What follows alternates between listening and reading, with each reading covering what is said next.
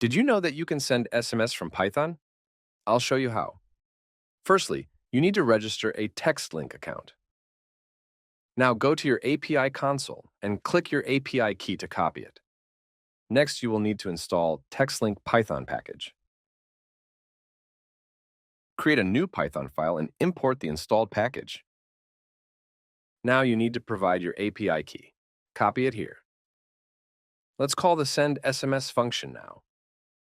I will send SMS to a testing US phone number. Let's refresh the message list. Great. The message is here, and it is working like a charm. If you want to use TextLink's SMS infrastructure, you have $0.5 in free credits. And if you want to do your own setup, which takes around 10 minutes, you have 500 free messages every month with competitive pricing for larger needs. Register now on www.textlinksms.com.